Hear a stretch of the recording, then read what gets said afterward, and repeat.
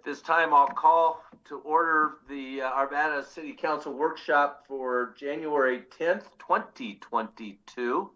Kristen Rush, if you'll do a roll call. Mayor Williams? Here. Mayor Pro Tem Jones? Here. Councilmember Pfeiffer? Here. Councilmember Marriott? Here. Councilmember Mormon? Here. Councilmember Simpson? Here. Councilmember Smith? Here. Very good. Mr. Devon, I understand we've got two workshops tonight. Do you want to kick them off? Yes, Mr. Mayor, members of the council, we're going to start this evening's workshops with a stormwater and sewer master plan update, and we'll have Sharon Israel lead us off. Easy for you to say, Mr. Devon. Ms. Israel, good to see you. Thank you. Likewise. Hello and good evening, Mayor, members of council.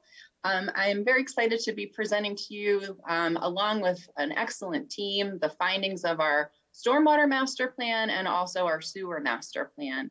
And I'm going to ask Kevin if we can get the slides queued up. Thanks, Kevin. Great, perfect. So let's go to the next slide, please. So here's a quick review of the agenda. So I'll be making some introductory remarks, talk about the history, the philosophy of what we're doing and why we're doing it. Then we've got some members of our in-house engineering team who will be presenting on the some of the specific findings of these master plans. We also have our consultant from HDR online, and they'll be contributing to that. And Mary Stahl will be wrapping up with some conclusions and next steps.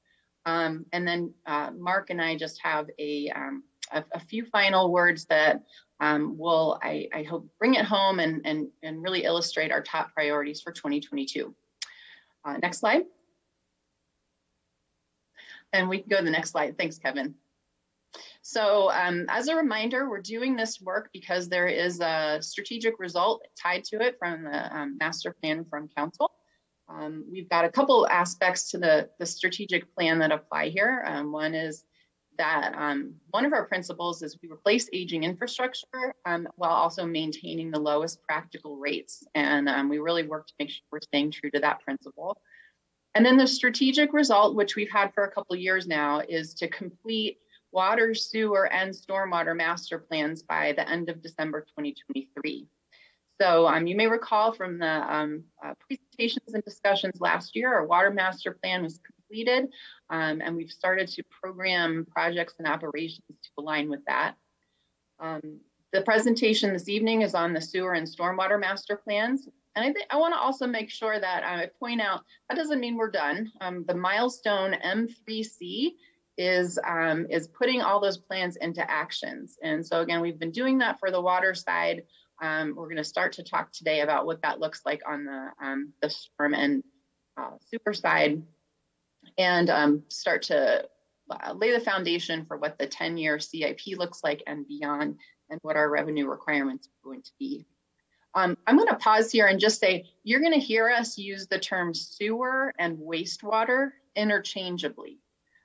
So for tonight's presentation, sewer is the same thing as wastewater, and then we're distinguishing that from stormwater.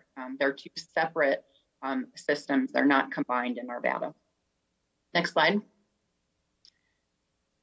So here's why we do it. I love to show you guys some pictures of what we see out there. So in the left column, you'll see pictures of flood control. And what happens when we see flooding in our system. So that upper left corner is the Leiden Reservoir. That is actually a storm control facility, and it's designed to be that. The lower left corner is a photo from the 2013 floods that impacted Arvada Reservoir. So that flooding was actually a path around Arvada Reservoir that was taken out.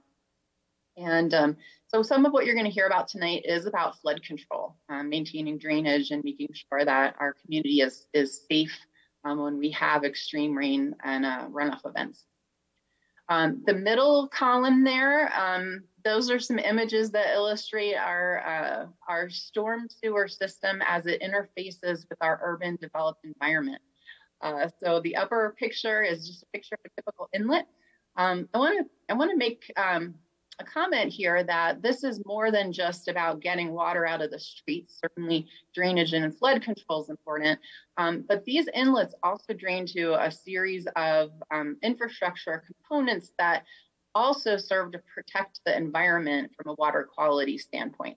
So all of these inlets, not only do they carry water from storms, but they also carry all of the contamination that comes with just urban runoff. And so we have a whole system that that is also designed to protect water quality. And I like to show this picture of Mr. Raccoon sometimes. Sometimes we, when we're in our storm lines, we encounter some creatures who live down there. And so that's just an example of the kinds of things we sometimes see when we're doing our routine inspections. Then the right column's got a couple pictures illustrating our sewer system. So again, our sewer in Arvada is separate from the storm sewers system. So you'll see a picture of our jet vac there, doing some routine maintenance, getting a camera and jet system down into both inspect and clean our sanitary sewers, which are what we use to collect everything from domestic and business use in terms of wastewater. So that's everything that comes from taking showers, flushing toilets, dishwashers, washing machines, and drains that all to a system that is ultimately connected to Metro Water Recovery, formerly Metro Wastewater, and Metro Water Recovery does the treatment piece of that. So everything we're talking about today is collection systems, pipes, conveyance, and water quality. Next slide. Okay, we can hop on to the next slide here. So I'm going to tell you some history about what we've done in the past. And so that'll give you some context for what you're hearing today about the present and future. So I love this image. The last time we did a citywide plan for our stormwater system was in 1971. And we did a major adoption of, this council adopted major revisions in 1985. But this was the last time we had that full city plan. And I want to point out that if you can read the blue, the faded blue on the blueprint, it says Master Storm Drainage Plan. And that was common terminology at the time because in 1971, the Clean Water Act hadn't been passed yet. That wouldn't be passed until 1972. So the primary purpose of the planning up to that date really was just about flood control and draining water away as quickly as possible. Over time, what's happened is as the Federal Clean Water Act has been put in place, and then over the decades, more strenuous regulations on cities like Arvada have required us to do more of that water quality protection piece. And so you're going to hear a little bit about that today, but that's part of why we don't call it drainage anymore. We call it holistically stormwater, in part because of that, that suite of environmental regulations that also apply now. Next slide. So 1985 was a big year for Arvada. I mentioned that we formally adopted the update to the Stormwater Master Plan that year. But we also, in that year, completed a full study of our sewer wastewater collection system in 1985. So we've added to the system since then, and I want to make sure that I'm clear on this, that it's not like that's the last time we ever looked at what we needed. 1985 was the last time we did a formal citywide study like what we're presenting to tonight. What we've done in their intervening decades is, as development has come on board, for example, we'll do reviews of those collection system needs as part of our development review process. And then we also have periodically done upgrades, like you may recall the Ralston trunk line upsizing. That was identified by staff as being a priority. So we've been doing pieces over the years, it was time, and I'm glad we did it. You're going to hear some details about what we found when we're looking citywide as a whole system and across the board and looking at what the comprehensive plan is going to create in terms of additional demand on this system.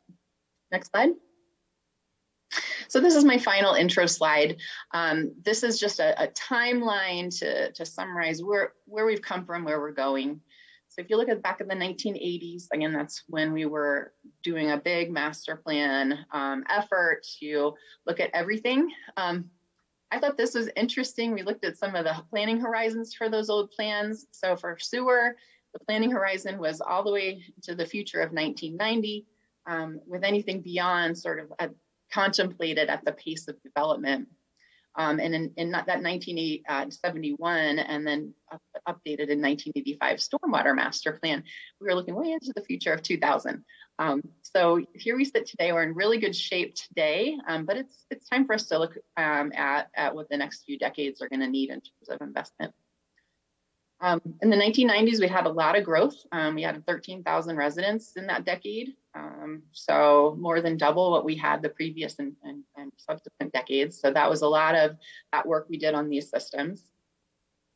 In the 2000s, the 2004 Jefferson Center Infrastructure Master Plan was a big milestone. That was specifically done by our development partners to lay out what the infrastructure needs would be in the Candelas and surrounding areas there. So we do have that piece that we referred to as we were doing the current master planning work. This is also when some of those environmental regulations came into play. So this MS4 permit that we're under, our municipal separate storm sewer system permit from the EPA and the state, requires us to do more on the water quality side. Then if you look at the last decade, we did a lot with our cast in place lining, or cured in place lining of our sewer mains. So that was a big reinvestment project. We have the lift station at Alkire we put into service. There's been some more layers added to that environmental regulation framework that we're, again, operating under for stormwater. So if you sit here today, we're at the early part of 2022, we spent the last 24 months doing the master plans. The big push for us this next decade is translating those plans into a capital project delivery. So with that said, I'm going to introduce Andy Stewart. Andy is going to be talking to you about the Stormwater Master Plan, unless there are any questions. Okay, all right, Andy, take it away. Next slide, please, Kevin. Mayor, I do have a question. So Sharon, you're talking about a CIP based on plans. Where does your asset management discussion come in? Because you didn't say anything about asset management. You talked about what your plans told you for capital builds, but you didn't talk about anything about replacement, but I know that's where you're going to go. So where's your asset management plans? Thank you, Councilmember Pfeiffer. So we've got some of that programmed into what you're going to see. Some of the capital projects are going to do both. So they're going to be part reinvestment and part capacity building, similar to what we did on the water side. But I'll be honest with you, we still have work to do on some condition assessment. So what we're presenting to you tonight is not fully including all of the asset management piece that we know needs to be done. I just want to clarify, just make sure we have terminology the same. When I think of capital investment, that to me is net new to the system. Asset management is replacement costs to existing infrastructure. Those really need to be two separate plans because, when I think of capital improvement, that I guess could be asset. But when you say capital and improvement, I'm not sure how that plays together, but typically capital is you're growing the system. And if we don't have a maintenance and asset management plan that supports the growth of the system, then we're not looking at it holistically. So I hope tonight we're seeing that because I have yet to see that on any of your infrastructure. Thank you. And I think the terminology, let's to set the table for that for the rest of this evening at least. So the term capital is used for both the reinvestment and new capacity in the budget book. And so that's the terminology we've adopted for this evening, understanding that capital projects over a certain size and they are budgeted in a capital program.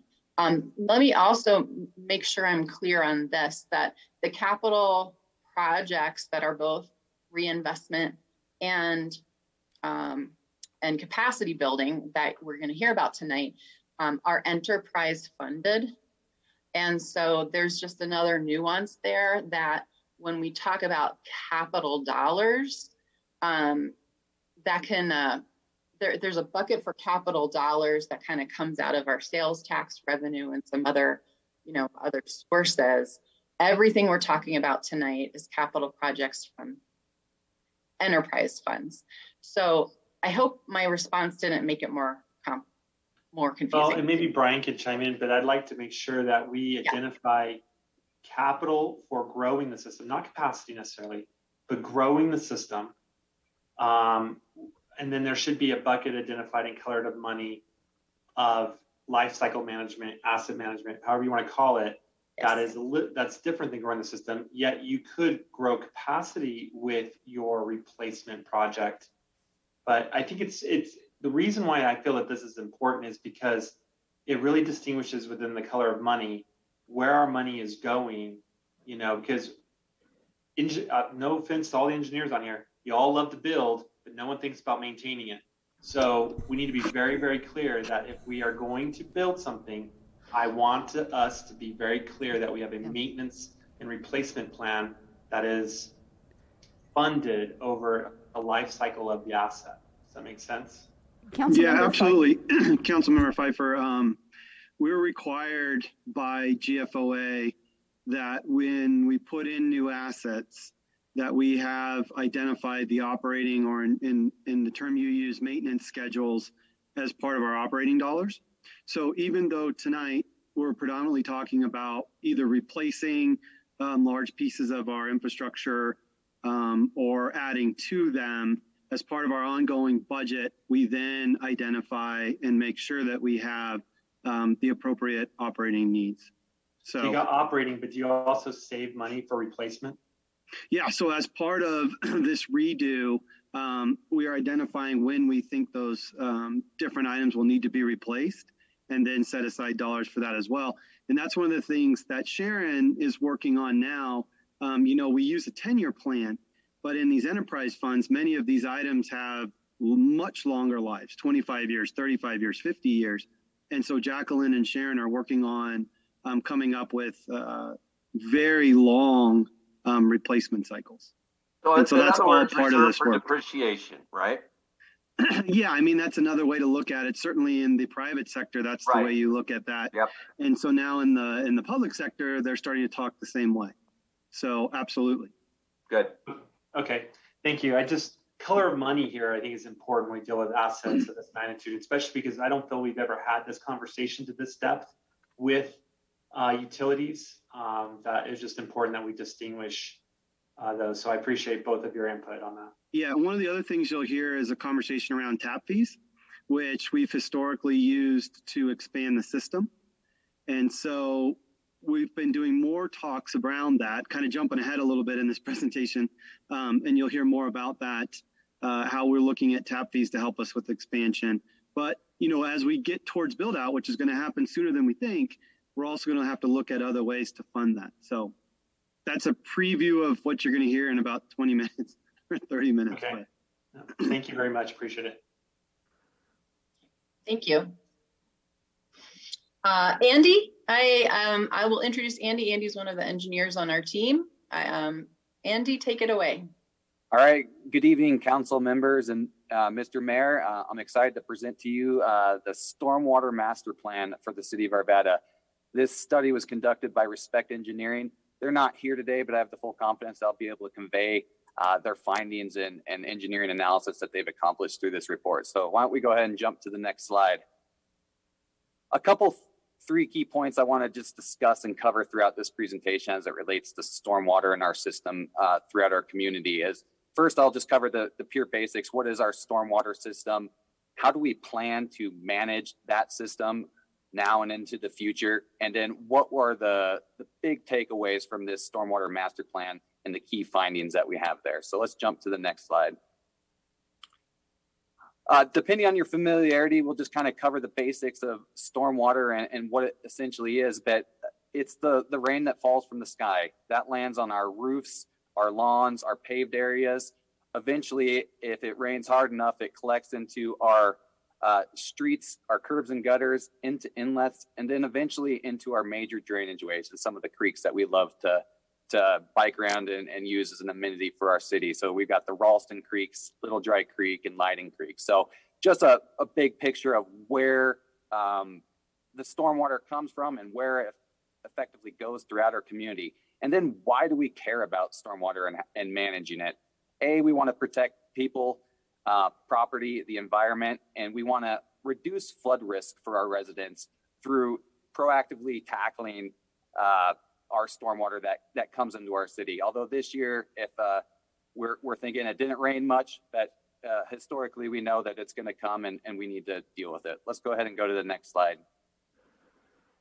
So how do we plan for our stormwater management systems? We do things just like what we've accomplished with this stormwater master plan. And big picture, what we're doing with this is we took a holistic look at the entire city, and what we did was build a model to analyze the capacity of what our existing infrastructure is as it is today.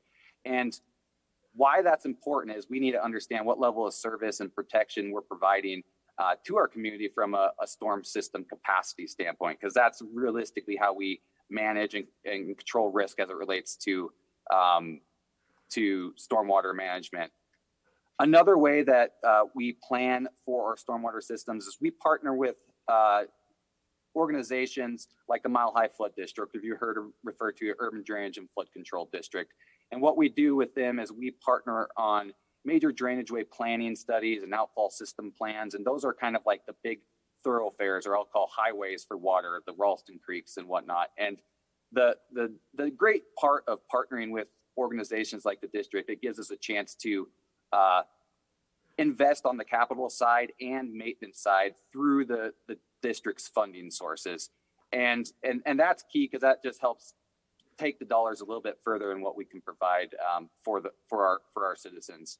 Another thing we're getting ready to proactively do, and we're starting to talk about how to maintain our systems, is our wastewater and operation crews are getting ready to start proactively conducting CCTVing of our stormwater pipes, which is pretty progressive. And what that's ultimately going to do is help the city understand what the condition of the pipes are and better understand what our reinvestments need look at as we see our infrastructure starting to age. So that'll be, I think, a big component moving forward. And then finally, maintenance of drainage ways and ponds. I know I touched on it briefly in the bullet above as far as the Mile High Flood District, but what we do is when we're looking at planning and managing our stormwater infrastructure is we go out and our city crews will go and inspect our major drainage ways and our ponds that we're responsible for. I'll draw the designation. There's other ponds and water quality features throughout our community that are privately owned, maybe by a metro district or whatnot. Our city's group is essentially responsible for anything that's public assets. So when we start looking at the drainage ways, those types of maintenance activities that we perform through our streets department and or partner with the Mile High Flood District is ultimately to reduce erosion that we may see on the banks. Ultimately could adversely, I know Sharon touched on some key points, erosion in our streams and adversely impacting the water quality, which is in our drinking water. So why don't we go ahead and jump on to the next slide? I think that's a good segue into our master plan scope and what we've accomplished. This visual graphic is basically what I wanted to tell you what the master plan accomplished. When we take a look at this, these big blue lines coming through our communities are the major drainage ways, the Ralston Creeks, Lighting Creeks. And then we've got this colored basin map. And what a basin is just the area that drains to those big blue lines. And each one of those colored areas represents our creeks and the area that drains to it. And if you want to subsect it down a little bit smaller, those little black squares is almost a neighborhood approach where we segmented those major drainage basins down into a local level. And the great part about what we did with that, or doing that analysis, both through our hydrologic, which is our rainfall, And then hydraulic modeling is we get a better understanding of what our system's doing down to the neighborhood level and the pipes that are in our streets and or our roadside ditches are handling, really down to the individual areas within our community. So through this analysis, we didn't have this model to start. And what we've ultimately accomplished by conducting this analysis, we've gotten a tool. And this tool is going to help give us real data to help drive decisions into the future as far as prioritizing not only our capital improvement projects that we've identified in the 10-year CIP plan, but future capital projects as we progress beyond that. So why don't we jump to the next slide? I want to just highlight a few high-level findings of this master plan. I know I'm running through this pretty quick, but when we start looking at the system as a whole, you're going to hear the terminology, a 5-year storm and a 100-year storm of that variety. Essentially, a 5-year storm doesn't occur every 5 years. It's just a 20% chance of that occurring on any given year. Same thing with a 100-year storm. That's a 1% chance of occurring on any given year. So when I use a 5-year storm, that's kind of what I'm talking. It's a statistical risk of something happening. So when we started looking at how our system behaves in these different events per our engineering standards and criteria, first, our GIS showed us that we have about 217 miles of storm pipes within the city. But the city's public responsibility of those pipes is about 180 miles. And through the analysis, what we've determined through this master plan is about 17% of those pipes are undersized for a 5-year storm event. And just to put that kind of in perspective, the stormwater system that I had mentioned in the earlier slide, it's the conveyance of water moving through our streets and the gutters into inlets and then in our pipes. So it's a system as a whole. But when I start saying 17% of the pipes are undersized for the 5-year, that's just looking at pure capacity of those existing systems. And so really, I thought it was a takeaway that when I look at that, that's a relatively good level of service that we're providing from a stormwater network standpoint, where some communities are hardly able to achieve a 2-year capacity in their pipes, which is a much more frequent a rain event. So let's go ahead and jump to the next slide.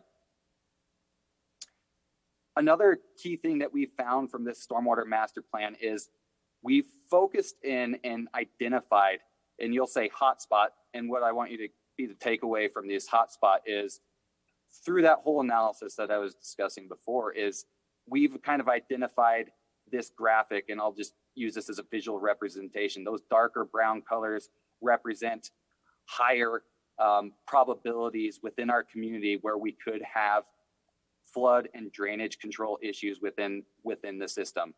That's an important takeaway because when we understand where we could potentially have problems, you'll see that a lot of those areas lie into our south and eastern part of the community. So it's the older infrastructure and an area of the community that was developed at the beginning, hasn't had a lot of attention because as you see, we move out to the north and northwest, the colors get lighter, and that represents a less likelihood of having issues and or capacity issues within the storm drainage system. So it just kind of depicts that the older areas had less standards back when they were constructed, when the developments were going in. But it also gives us an invaluable tool as a community. As complaints and issues arise, this helps us prioritize and understand where they're occurring. So let's go ahead and jump to the next slide and talk about capital improvement projects. After those hotspots were identified, we had a 10-year CI plan that City Council had approved, and there's a number of projects listed on there. I'm just going to run through this pretty quickly for your guys' sake, but if you were to look at it, we have 4 main projects from a pipe infrastructure standpoint that were identified: Bates Lake, Tennyson Street, Yankee Doodle, and Columbine Basin. And what our master plan took a look at is prioritizing the need of those projects.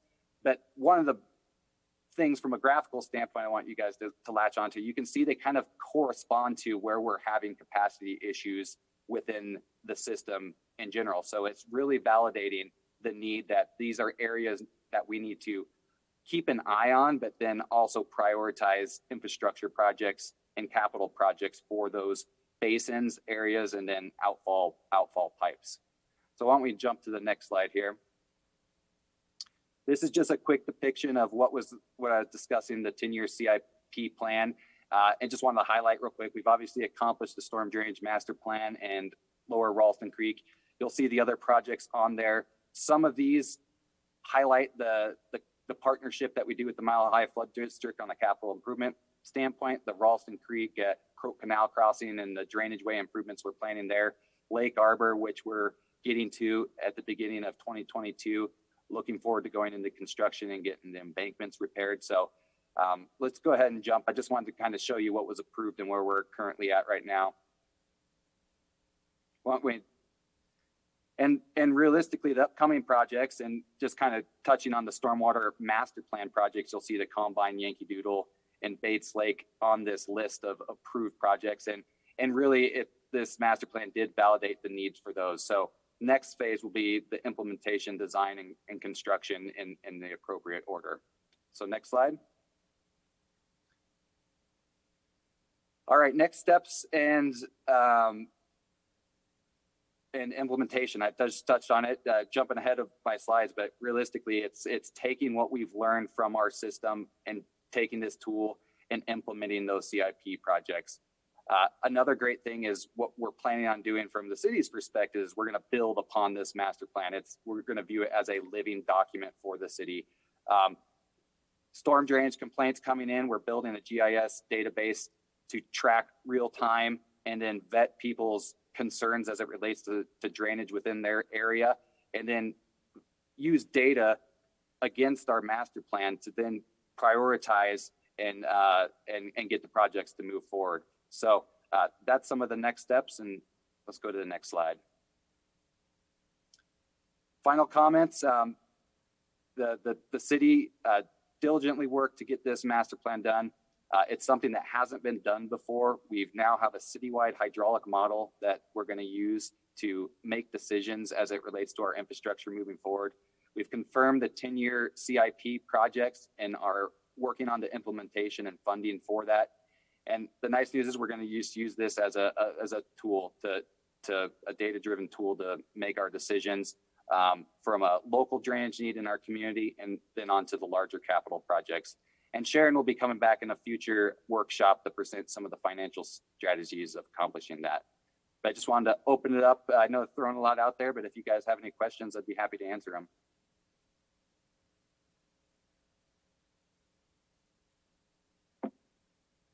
Anybody got any questions? It's tough in this style here to be able to see. If anybody's got questions during this, just speak up. If not, keep going.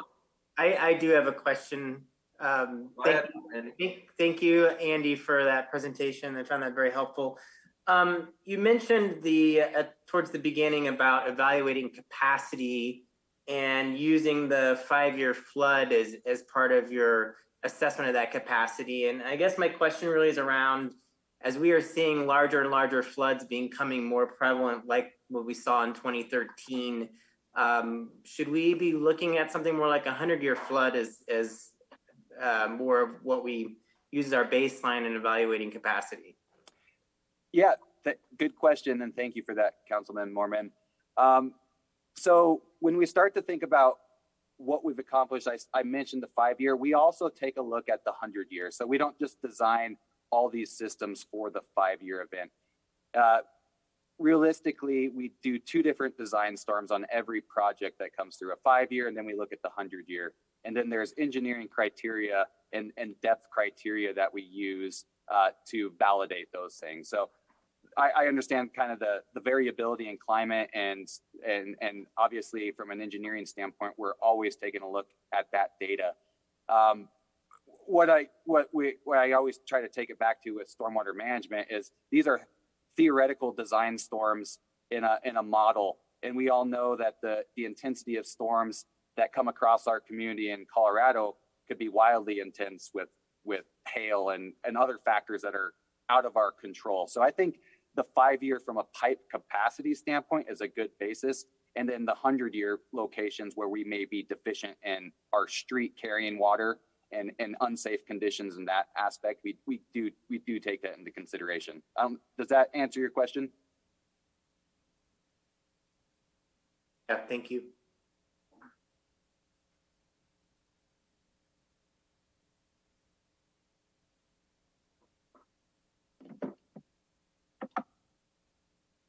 Okay, no one else is chiming in, so let's keep moving forward.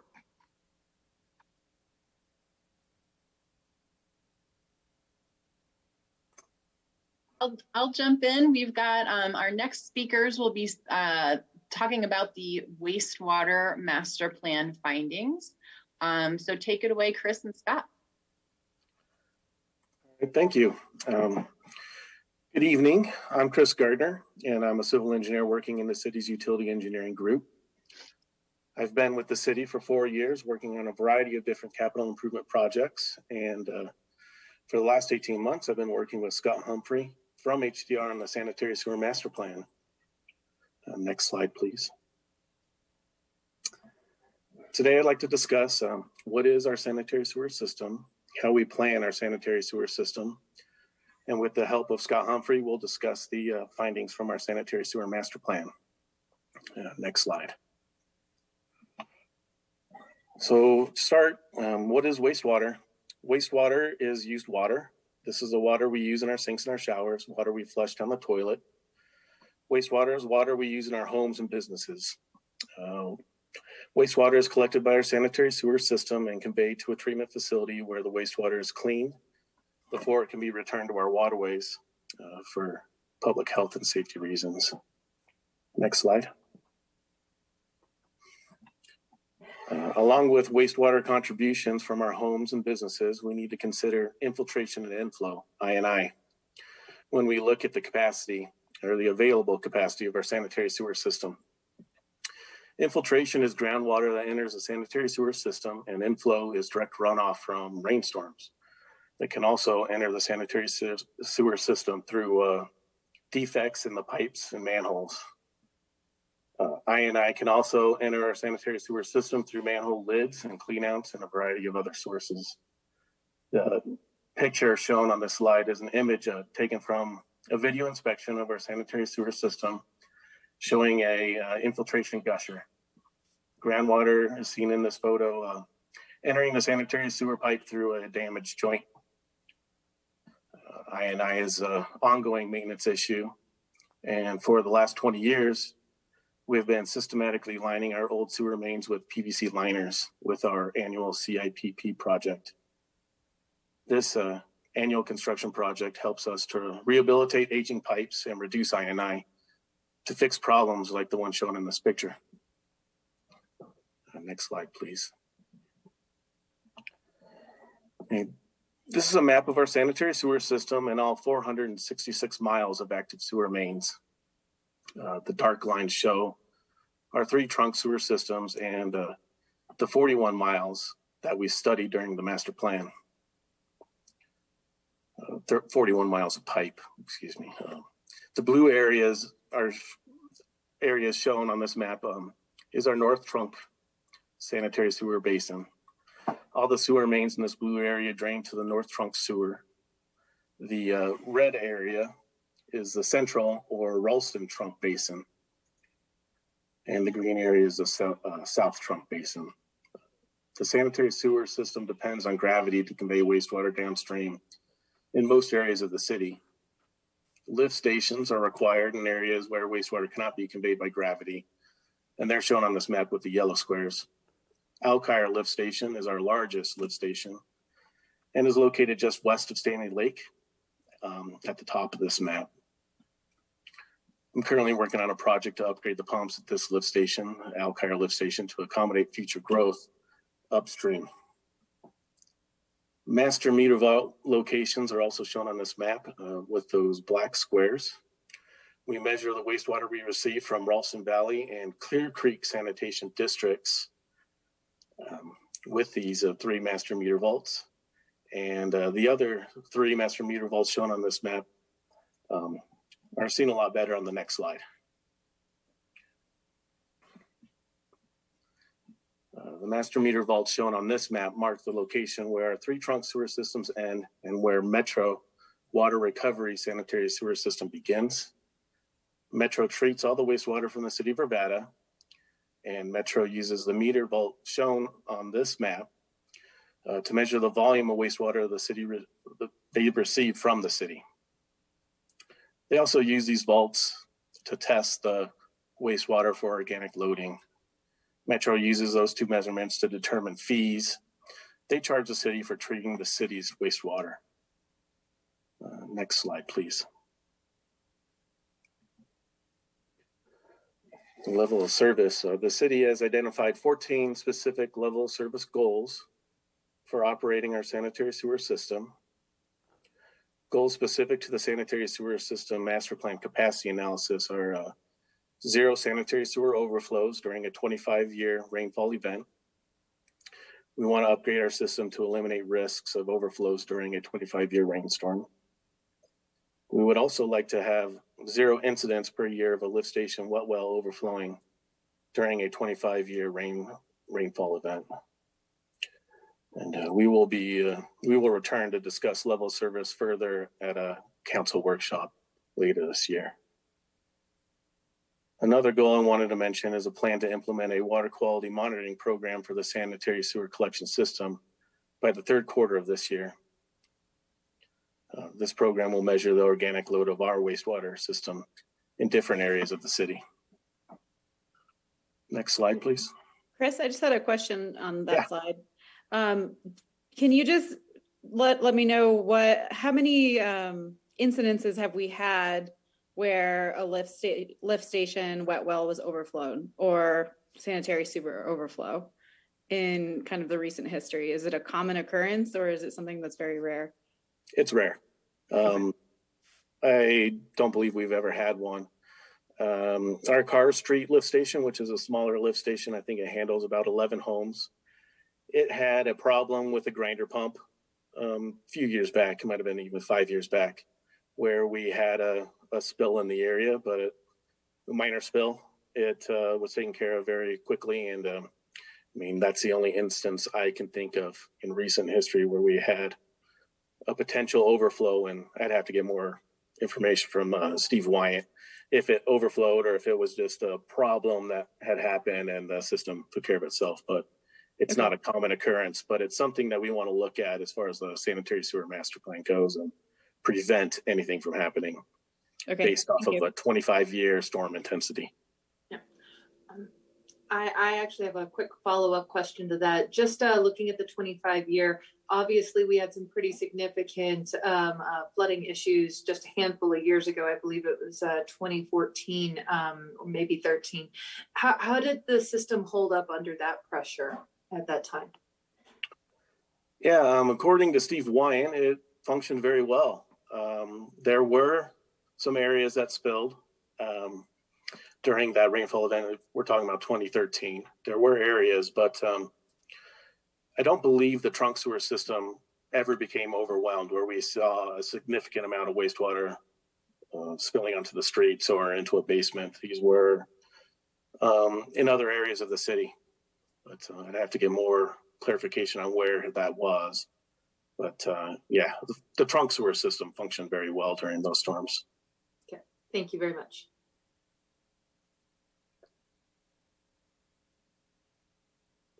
Okay, yeah, we can go to the next slide.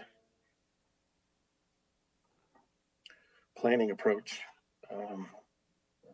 Planning approach for the sanitary sewer system includes the use of the hydraulic model created with the sanitary sewer master plan to evaluate the system capacity and identify areas with limited capacity. We also document pipe condition while doing routine pipe cleaning and video inspections. All of this information is used by the Arvada team to evaluate project priorities based on capacity, condition, and age of the system for reinvestment needs. And now I'd like to introduce Scott Humphrey from HDR. HDR is our consultant working on the sanitary sewer master plan, and he will discuss findings from our sanitary sewer master plan. Good evening. So following up with what Chris said, I'll dive into the master plan scope and the details of the sewer master plan. So the first thing that we did was a data collection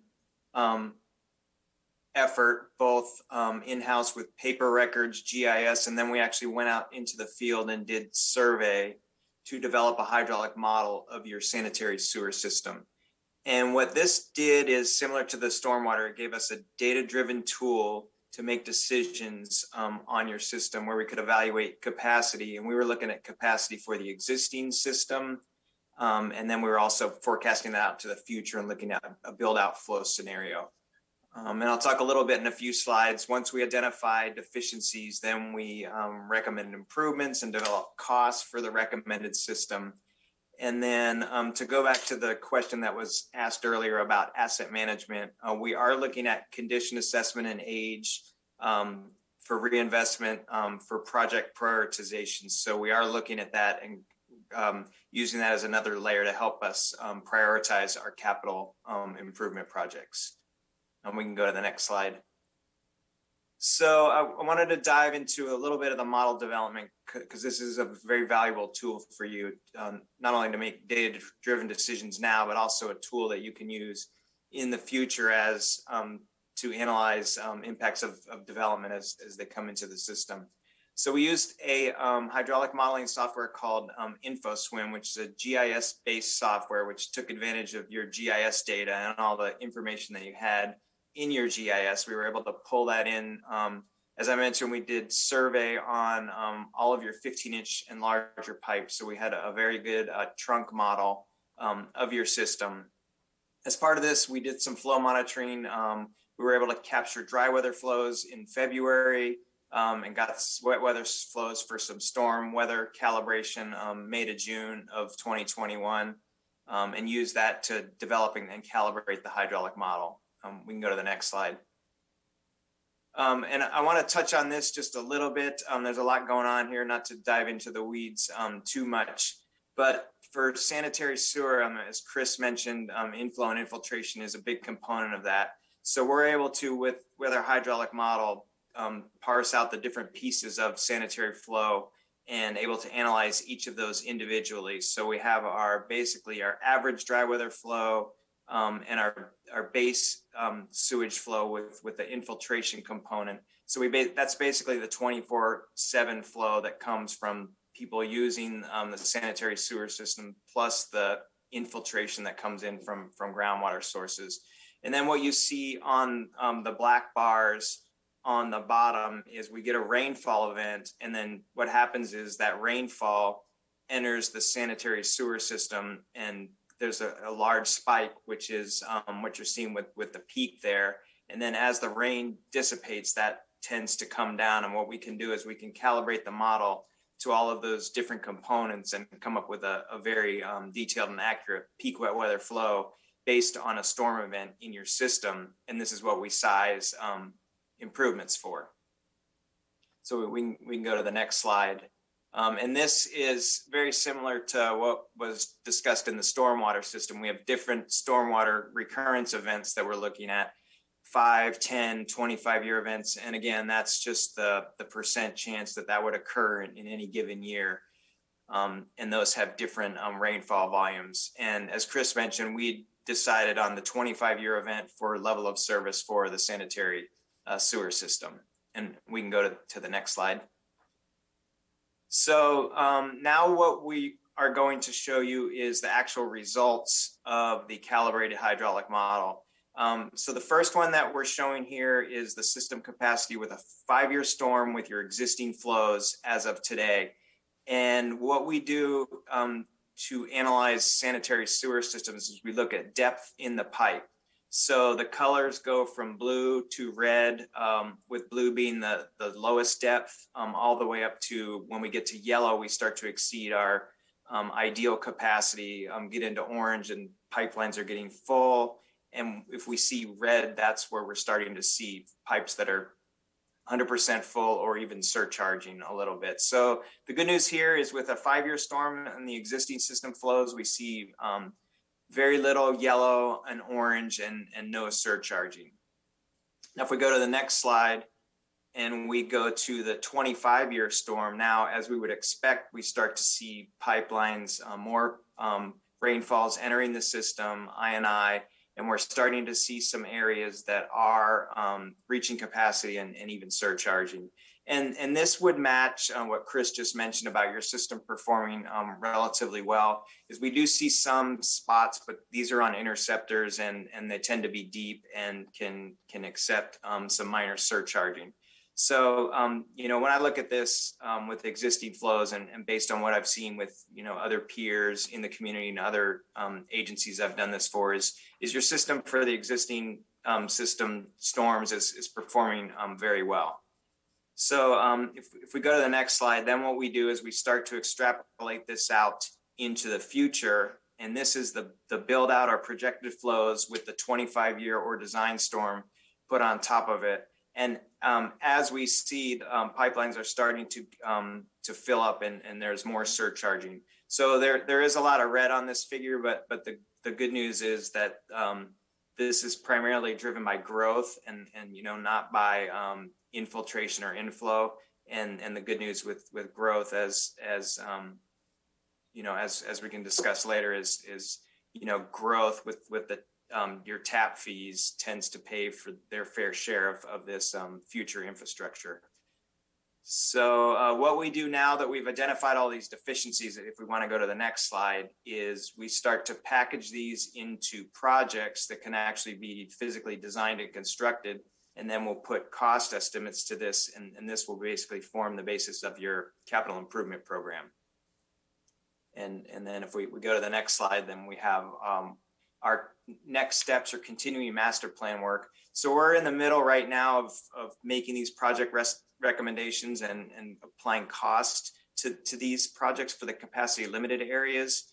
Once we do that, then we'll produce our final report and digital master plan. And it's important to note too that we want this to be a living document. We've spent some time and energy updating this model, so we want to continue to maintain that and update it.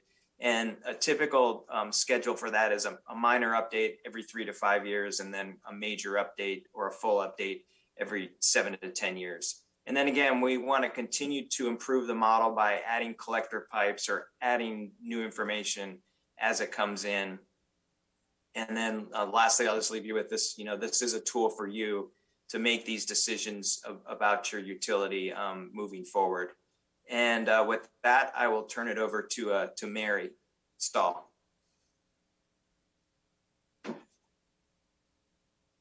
Thank you, Scott. Next slide, please. I'm going to talk about how we take all this information that we've presented and how we move forward. And in general, what we're doing is we're using data to drive our planning on the storm and the sanitary side. Those red areas that we saw in the existing system under the 5-year, some of those have been deemed critical priority projects, and I'll talk about those in a minute, but we are moving forward right now with them. The other areas, as Scott mentioned, are being packaged by HDR with some cost estimates, and later in the year, we're going to put together how we think we should move forward with that. I would like to note that we're going to be shifting our focus to interceptors.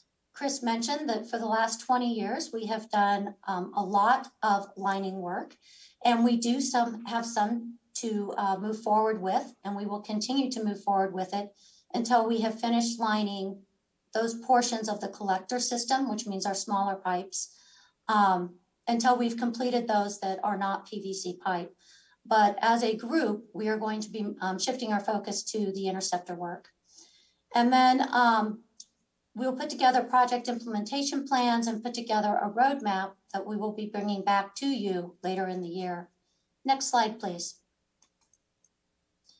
So what are our priorities in our critical area projects for this year? The Alkire lift station, Chris mentioned, that is already underway. We have pipe that goes underneath the railroad in Tennyson.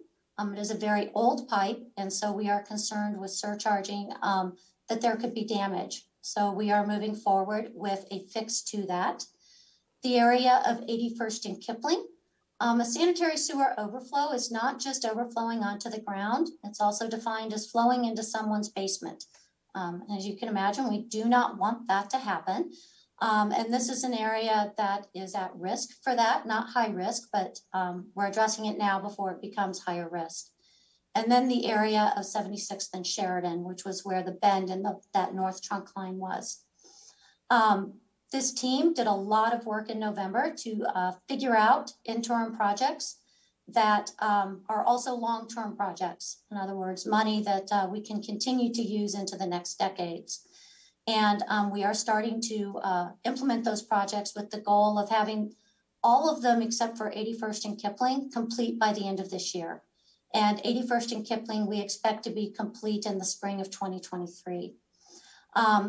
The master plan data will be driving our North Trunkline project identification. And once HDR gives us those packages, we will be combining that with city data. Next slide, please. And that city data is data on material and condition, as well as our knowledge on age and lifespan, both industry norms, as well as what we've experienced within the city. So to address the question that was brought up earlier, we are absolutely looking at long-term replacement reinvestment in addition to capacity needs. Next slide. So this is a map of just the interceptor sewers, the big sewers, and this one is color-coded by age of sewer. As we've mentioned, most of our work in the last 20 years has really focused on collector pipes, those that are in residential streets and are smaller. So on this map, we go from dark red to blue to green. And the reds are pipes that are 50 to 60 years old or older, with the green being pipe that's relatively new. And you'll notice that on that north trunk line, that line up along the north part of the city, large portions of it are definitely in need of replacement based on age and based on pipe material. And so we'll be looking at how we can do that reinvestment along with providing the capacity that's needed to complete build out for the area served by this pipe. Next slide. So like Andy showed on the storm, we're showing where we're at with projects that are in the current budget. Some have been completed and some are under design or construction. And what I love about this chart is the portions that we have highlighted were not surprises to us. We have an amazing sanitary sewer team, and they had pointed out that these might need work. And what the sanitary sewer master plan gives us is it identifies for us what work is needed in addition to that reinvestment need. And with that, I'm going to hand it to Sharon to wrap things up.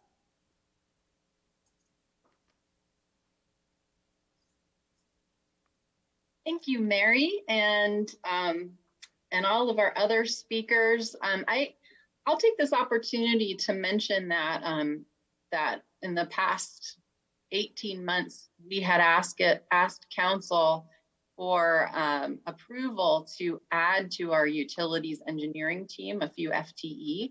I think what you're seeing tonight is what that has yielded. The depth of analysis, the data-driven approach, the capabilities that this team brings is really almost a light year beyond where we were before we had those staff. So thanks to council for that. Next slide, please.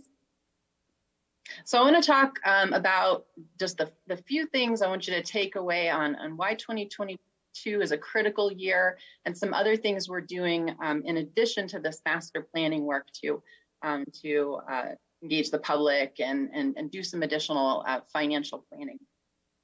So to start, you heard about 4 top priorities for the North Trunk line. So those are 76th and Sheridan, there's a crossing at the railroad at Tennyson, there's 81st and Kipling, and there's the Alkire lift station. You're going to hear us talk about those. Part of why those are identified as priorities is we are, in addition to the planning work, striving to provide a level of service for the planned development in the northwest part of the city. And so we've been working very closely with the community and economic development team, with the development partners to prioritize those projects that we know we can execute and do well and quickly, that open up some more capacity as fast as possible to be able to serve that plan development. You heard us mention a roadmap. The next 3 months is the time frame for us to be doing a roadmap that is going to tie directly to what the forecasted plan development is, especially on that north trunk line. And we are working again in communication with the development community to gather as much detailed data as we can from them, so that will help us align our time frame for project delivery with what their needs are. Another thing you're going to see from us later this year is we're working on one-pagers, both the water and the wastewater and stormwater sides. So those are those big 11 by 17s we've been putting in front of you, council, to show where the projects are that are funded, which ones do not yet have funding, and they'll be sort of a go-to reference as we get further in this year and talk more about financial planning. To that point, we are started on our 2022 TAP fee study. I had mentioned that to council a couple times last year, that it's time for us to look at both our water and sewer TAP fees in terms of making sure that the revenue that we're getting from those TAP fees aligns with what the expenses are associated with adding capacity. And then we're doing this long-term financial planning work that Brian mentioned earlier to you, that looking even beyond 10 years, especially if we're looking to do a bond issue for projects, so that we've got a plan not only for the next 10 years, but really to build out, and in that time frame is that last big opportunity for the city to receive TAP fees from a planned development.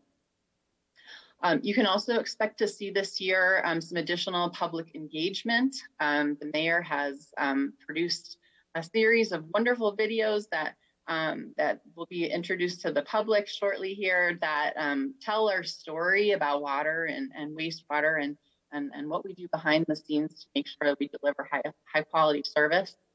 So thanks to the mayor for helping with that.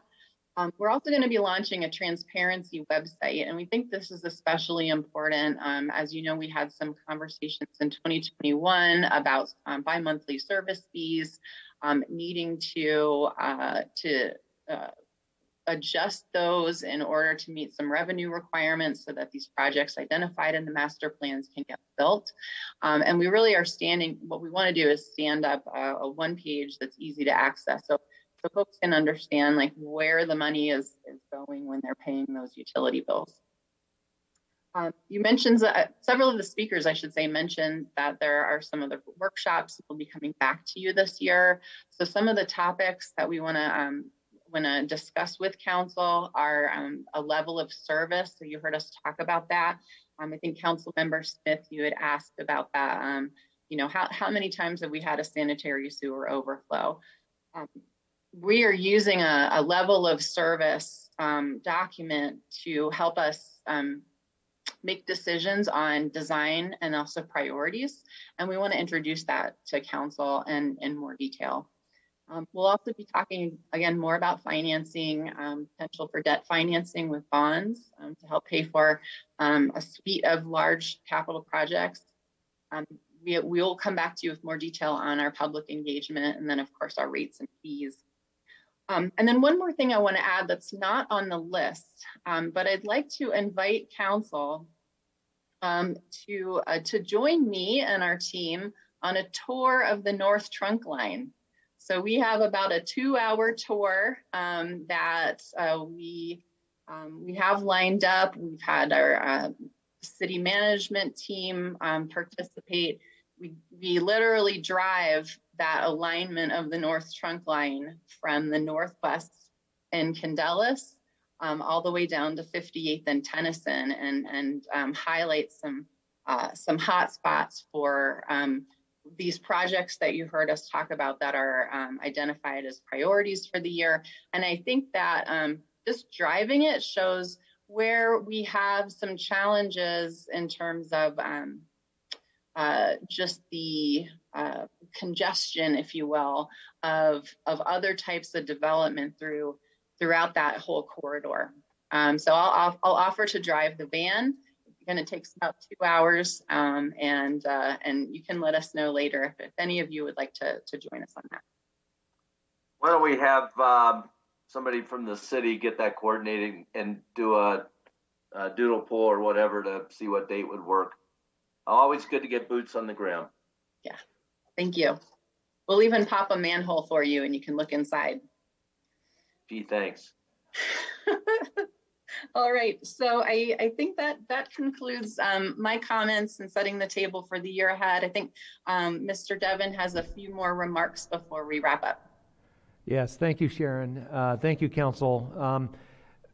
What you heard here tonight aligns perfectly with your strategic plan. We're conducting master planning. We're looking to the future. The last time we performed a master plan, a system-wide study of our stormwater and wastewater utilities was over 36 years ago. I think it is certainly time to relook at these very important utilities. This also provides a pathway for equalizing service associated with these utilities throughout the community. When you looked at that map, you saw that some of the hot spots were in the area of the east, northeast, southeast areas of our community, where the infrastructure is the oldest and most in need of upsizing and replacement. So while we have more modern and upsized utilities in the northwest area based on current development standards, we don't have that in the older parts of the city. And I think it's something that we need to address, particularly since when you, for those of you that will go on the North Trunk sewer line tour, you will see that all this sanitary sewer flow goes southward and eastward, and it's something that we really think we need to address in terms of equalizing services for the entire community. We're updating, the update of the hydraulic model is using current data based on present day development and weather patterns. I think, again, we've talked about the impact of weather patterns, frankly, with the tragedy that our northern community suffered just last week. Our weather patterns are changing, and we're trying to recognize that in terms of this master plan. And finally, we're developing a data-driven master plan to accommodate for the future of our community based on our comprehensive plan, the comprehensive plan the City Council adopted. And then the final thing I'll mention is that we are developing a roadmap for the system management going forward. We've done a very good job in maintaining our wastewater and stormwater infrastructure. However, a lot of that has occurred based on institutional knowledge and individuals that have a real solid understanding of our system.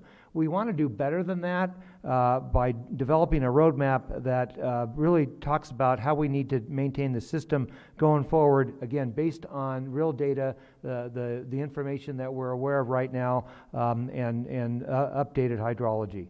I'm very pleased that our team has taken this on. I think anytime that you have a system like this with a lot of reinvestment or current investment that's in it, reinvestment to keep it the best it can possibly be going forward to serve our community in terms of not only the future but the present day. I think I would really encourage us to go on that North Trunk sewer line because it is quite a it is quite a learning experience, and Sharon's not kidding. We popped some sanitary sewer covers, and you could see the flow pretty near the surface. And if there was a surcharge event, it's not easy. It's certainly easy to understand that it could cause a problem, in our community. So with that, we're happy to answer any questions. Council questions? I just had. Go ahead. Sorry, one question. One of the things is I'm wondering in the modeling if our city was to work on some more conservation efforts around water, would that impact the modeling to show reduce risks in those hotspot sewer areas? Or would it just be such a marginal difference that the flow wouldn't really make much of an impact? I'm happy to answer that, but maybe I'll tag Mary or Scott first. I'll start, and then I'd like Scott to weigh in. So the bigger impact has been all of the lining that we've done in the collector sewers. That has actually made a pretty significant impact to how much flow we're seeing at the meters because of I&I. Indoor flow or indoor water use has reduced, but it's really that 25-year storm that is impacting us. But I'd like for Scott to weigh in. Yeah, I would echo that. So the indoor water use is somewhat with the low flow shower heads, low flow toilets, things like that. A lot of times, unfortunately, when we're talking about conservation measures, we're talking about outdoor use, irrigation, things like that. And unfortunately, that doesn't have a direct correlation back to the sewer. So I think the biggest, at least what I've experienced and what Mary was alluding to, is kind of the biggest bang for your buck for reducing capacity is chasing that inflow and infiltration and seeing if you can start to get that out of your system. So, okay. All right. Thank you. Any other questions? I've got one. In terms of this modeling and these studies that have been done, are there any surprises that are different than where we were thinking that we had work to do?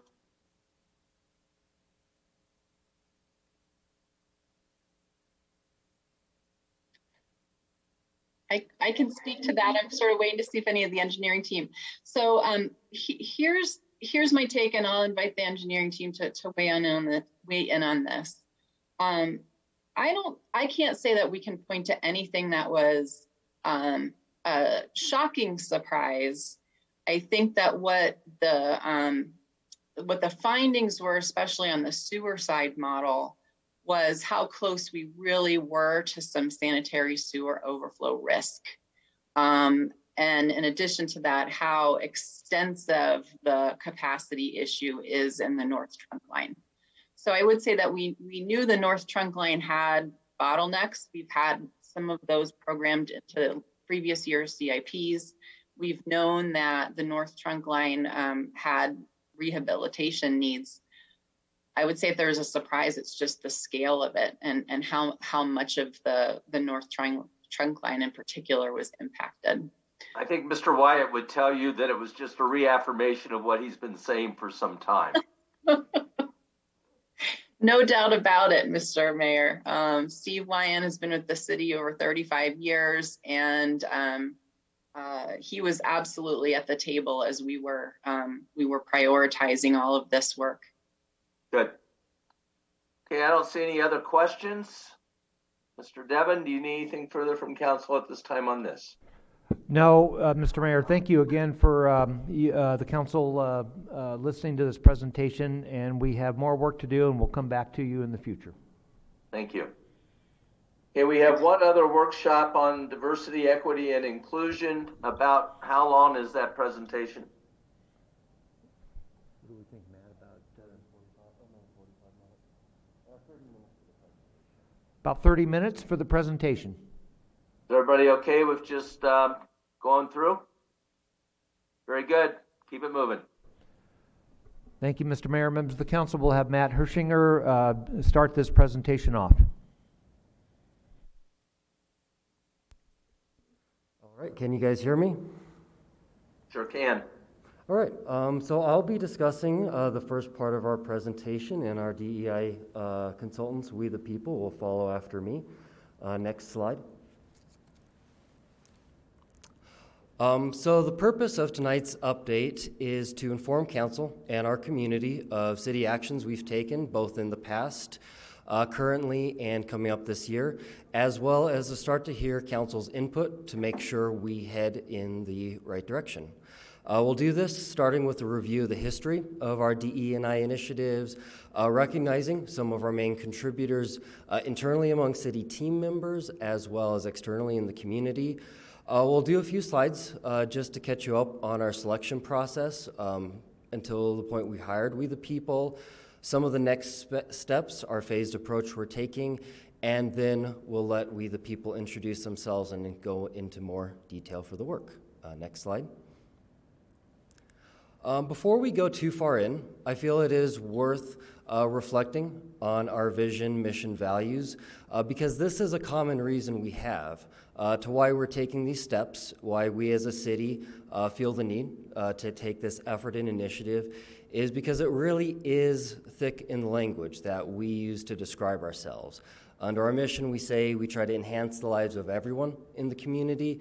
Under values, we talk about valuing diverse backgrounds, ideas, perspectives. Under passion, we have inclusive teams, and in opportunities, we kind of double down on valuing diversity. So it's something that as people might ask the question of why we're doing this, this is at least one of our good go-tos to address it. Next slide. So here's a few of the milestones that we took up until the year 2020.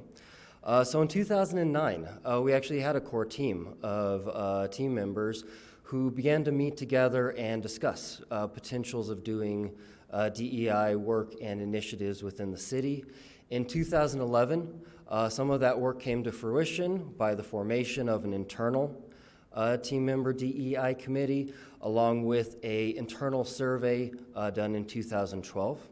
A few years later, in 2015 and 16, is when we went through the process and finalization of the mission, vision, values that we just covered in the last slide. And a couple other highlights worth noting is in 2019, we developed a business case for workforce diversity and inclusion, as well as the formalization of a new kind of revamped DEI resource group. Next slide. I'm not going to read this word for word, but here was definitely an important pivot point for the city, was our public announcement after the murder of George Floyd, of which all council members at the time signed. Some of the highlights is it talked about collaborative and constructive discussions, about learning and working together, and really defining this as an opportunity that the city can really work towards our next steps. So next slide.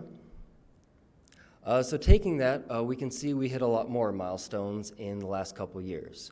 We developed a DEI charter in 2020. We joined the Government Alliance for Racial Equity. Our regional representative came to speak to council during that time. We offered community listening sessions. Leadership team established DEI as an action initiative plan as part of our effort to work towards this council strategic plan. In 2021, council approved hiring a consultant. We had a pay equity analysis. We engaged community members to help us with the first steps to put together a request for a proposal. We started to do some internal trainings. We had an internal GARE survey. The results will be coming out later this year to help benchmark ourselves. And at the end of the year, we are able to officially hire We the People. Next slide. So just a few of the groups of our internal city team members who either participated in the hiring of We the People, who have members in our internal DEI committee, are represented here. You can see it covers all of our work systems and a pretty good spectrum of the different teams we have. City manager's office, police, housing, water treatment, communications. By the end of this year, this will be inclusive of all departments and all teams, as they will be included moving forward. Next slide. And here are a few of the external contributors, the ones who were part of the listening sessions, who helped weigh in on the request for proposal formation, and who we've been in communication with either before or after we started with this more recent process. It includes the Arvadans for Social Justice. We had a smaller DEI stakeholders group of about 20 citizens, the Chamber of Commerce, Historical Society, GARE, and of course multiple individuals who didn't necessarily represent any specific organization or group. Next slide. So I just want to take the next few slides to talk about our process of selecting We the People. It's very possible people may ask that question of how we came to determine this group, what steps did we take, was it thorough enough? And we want to provide that information so you have that available. So as I mentioned, as we formed the request for proposal, we used public input, forming how to put that together. We started with a core team. There were 4 of us. There was City Manager Mark Devon, Organizational Development Manager Noel Oberg, one of our founding DEI core team members, William Quintanilla, and myself reviewed all of the proposals that were submitted. And there's listed some of the things that we weighted and used as our criteria to determine our finalists. Things like the overall scope of work, firm's capabilities, project management, community engagement, pricing, and performance measures. Next slide. At that point, once we had our 3 finalists, we pulled in a larger panelist group to make sure that we had representation of all 5 of our work systems. All of our panelists reviewed the original proposals by our finalists and then participated in a 3-pronged interview. This included about a 20-minute presentation by each group covering their past relevant work experience. There was a series of questions and answers where each panelist was able to ask at least one question. And then a couple of us took each group for a brief city tour to get them in a more casual environment, get them start reacting to our city and our communities. And then once again, we gave each of our panelists a set list of criteria to make sure there was consistency as everybody weighed in. Once again, things like relevant work experience, alignment to mission, vision, values, community needs, engagement, pricing, ability to work well with people, clear process, and clear measurements of success. Next slide. And then our group of 9 had one final debrief, making sure everyone could get behind our chosen group and support them. We selected We the People with some of the following highlights that were brought up by our panelists. There was emotional intelligence, that is their ability to talk about often difficult and controversial topics in a way that was empathetic and professional and clear. Cultural intelligence, not only their experience and background with different demographic groups, but also different professional groups as well, including working with local governments and municipalities. They have an impressive array of skills and backgrounds, each with a different set of expertise. Particular strength in community outreach, since this is so central to our process moving forward. A more personal, person-to-person approach. There's a few different ways we can tackle this kind of work, and we felt that this would be best for our community. Public service experience and policymaking experience. Next slide.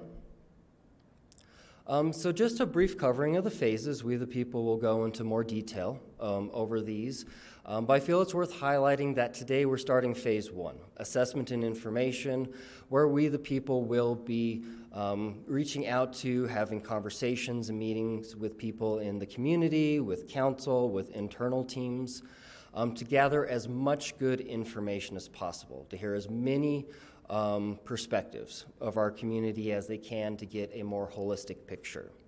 I also feel it's worth highlighting that phase 2 will be that report of findings. We won't be waiting until the end of this whole process to start hearing information at the very end. It's at that point in phase 2 that we'll start discussing based off of what they found. Is anything missing? What else do we want to add? And really forming a solid plan before moving into phase 3 implementation and the last one of evaluation and transitioning to our next steps. Next slide. And also, just for council's awareness, there's a few other efforts that will be going on, led more by some of our internal team members, parallel to our efforts with We the People. We do still have an active internal DEI committee, still working on developing individual professional goals, as well as team goals to figure out what we can do to continue to work towards this effort. We'll be having internal trainings. In particular, last October, we had a 3-day training of trainers session where a number of us were able to start developing our own micro-trainings, about an hour to 2 hour each, and we'll be providing those to our internal teams this year. These will be optional, and we'll encourage team members to go to those session topics that are most relevant and interesting for their own line of work. And then we'll start connecting and collaborating with other similar efforts that we're already doing. For example, ADA, working with our housing team, just to make sure we're all going in the same direction. Next slide.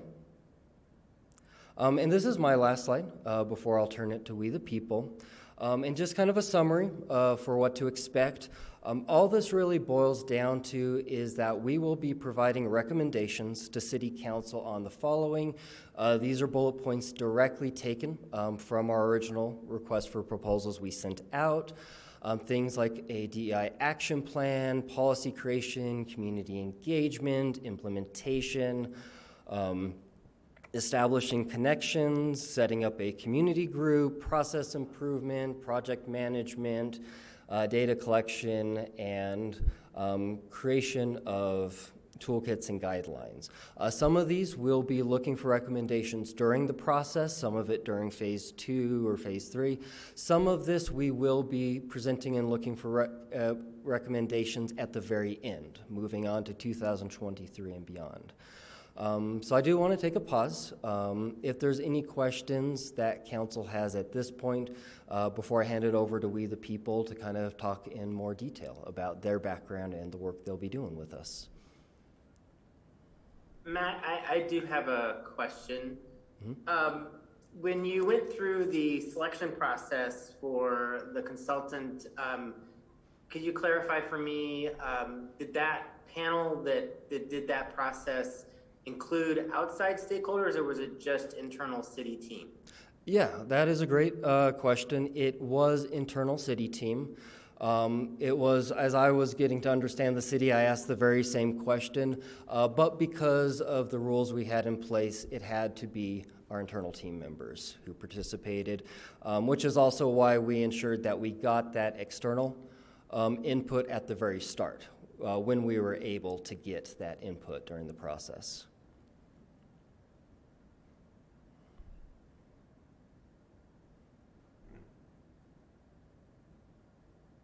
I don't see any other questions, so let's hear from our We the People. All right, Chelsea, Kendra, I'll let you take it away. Well, thank you. And there's 2 of us in the same room here, so we're gonna hope that we can fix some feedback issues. Thanks for having us here this evening. We're excited to be in the city. Unfortunately, we're missing you all this evening, but hopefully we'll see you around this week as we're meeting with others. If you'll move to the next slide for me. So we have a pretty great team made up of some experienced professionals. We are an all Indigenous owned and administrated consulting firm. We're based out of Oklahoma. We also have offices in other places in the region as well, including New Mexico. Next slide, please. As an Indigenous owned and operated firm, we lean pretty heavily on some of our cultural teachings and backgrounds. And the values that we kind of hold are the 7 grandfathers, as we call them. Love, respect, honesty, humility, bravery, wisdom, and truth. We try to honor those in all the work that we do. And so, as Matt was saying, we try to be very personable and we try to lead with those values. Next. There's just a little bit of background on our firm, but as I mentioned, we have headquarters in Oklahoma City. We work with all forms of business and government, from small entrepreneurs all the way up to the federal government. We have a pretty unique blend of experiences represented, and there's 3 of us here with you tonight, so I'm going to let the other 2 kind of go over some of their experience, but I'll start with myself. I'm a former state legislator. My academic and some of my work background is in international economics and development. And so a lot of my focus in this work is really digging into policy, digging into systems and programs, outcomes, those types of things. So the things that make everyone glaze over, data, statistics, how things are put together, those are really exciting to me. So I'll be having some of those conversations with you all. And then, of course, as a former state legislator, I have a lot of people experience as well. I knocked over 15,000 doors just in my first campaign, and I served over 45,000 people. And so I had a lot of very person-forward approach there, and I think that there is a lot of power in that, and that's what we're hoping to help you all do, is really connect with the community and help to enhance the lives of all the individuals within your community. Next slide. Next slide. All right, so I'm going to kick it over to Kendra, who is the owner and CEO of We the People.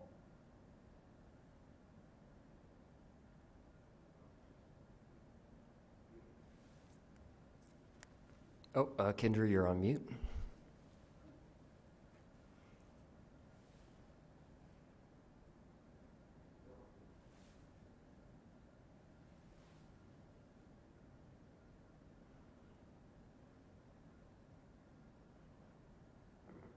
Wow, promise this is not my first Zoom meeting. Good evening, Council, Mr. Mayor. Thank you, Matt, for kicking us off, and Chelsea for leading us into a light introduction. My name is Kendra Wilson Clements. I am the owner and CEO of We the People. A little bit about me. I've got about 25 years experience in human resources, operations. I've led domestic and international teams and really large Fortune 500 corporations, all the way down to working with entrepreneurs, small business, medium-sized businesses. I've got pretty diverse industry background as well. I've worked in industries such as transportation, manufacturing, technology. And what led me here to We the People and starting this firm in 2015 was about a 10-year stay, if you will, as a partner in a private equity firm in Oklahoma City. We were involved in working directly with aerospace and defense industry. We did a lot of Department of Defense work, had a lot of dealings and doings overseas in terms of building, buying, turning around companies, of course, to meet our private equity goals. So that work, the buying, selling, and turning around of small businesses, along with the work that we did with the DoD, is what led me here to start this firm. Just kind of highlighting that government work is something that I'm super familiar with at all levels, municipal, state, and federal. I ended up managing a portfolio at our private equity firm. I left and grew that to $425 million under managed assets. So it got really large, meaning that I'm certainly keen to managing financial budgets and multiple businesses within pretty complex government structure, being DoD.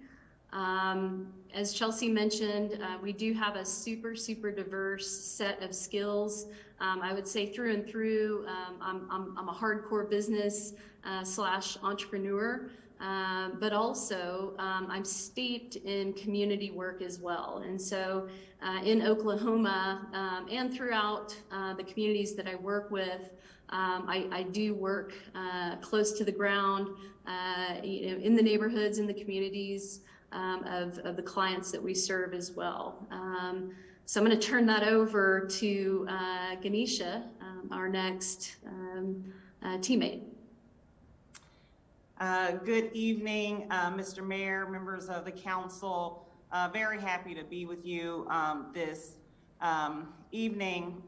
Ganesha Martin, I am an attorney by education and training, spent many years in civil litigation, and entered municipal government over a decade ago as Assistant Deputy Mayor of Public Safety and Emergency Management for the City of Baltimore. I did that for a while, and then the new police commissioner was brought in from California to work specifically with police and Black and brown communities. And so I was asked to go over to be the chief of staff to the police commissioner, help build that bridge between City Hall, the police department, and the community. I did that, also directed our legislative affairs. As you know, it was pretty contentious in 2015, similar to what we saw after the murder of George Floyd. So I did that with the Maryland General Assembly, hastened the police commissioner to create the Bureau of Community Engagement so that we could focus really,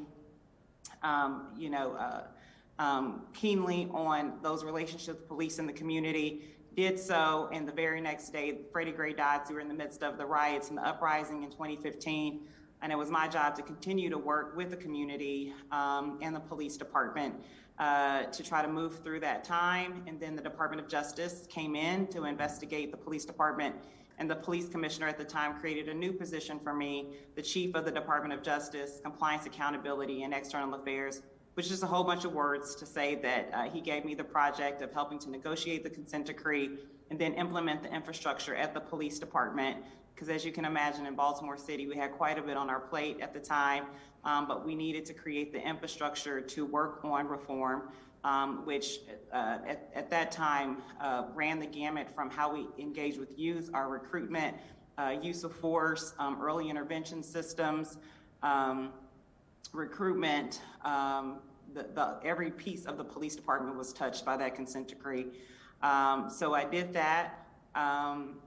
Left the police department a couple of years later, started consulting around the country with police departments on police reform, and went back for a short stint to be the director of the Mayor's Office of Criminal Justice, helping work on collaborative and comprehensive violence reduction strategies. And since leaving the city, I continue to do work across the country on police reform, centering police and community voices, which is where I actually met We the People in my work in Oklahoma. I was part of a consulting group, 21st Century Policing, that worked on President Obama's plan on 21st century policing. We were asked to come in by the Oklahoma government to do some work there, and met Kendra as part of my community outreach, and formed a great relationship, and now we continue to work together. So very happy to be here with you this evening. Thank you, Ganesha and Kendra. Next slide, please. We also have several other consultants that we work with and will tap on the shoulder if needed. Elizabeth Larios is one of those, and she does a whole bunch of community development work with the Latinx community, and is also in economic development as well, mostly focused on the municipal level.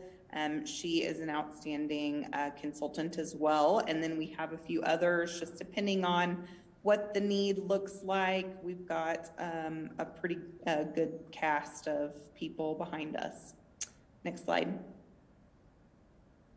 So this is just a brief overview of kind of some of our services in general. We focus in 4 primary areas.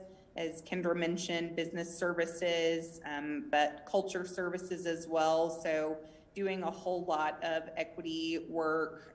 We do a lot of community building and nation building with tribes, government services from municipal all the way to federal. And then we also do learning services and assessments as well.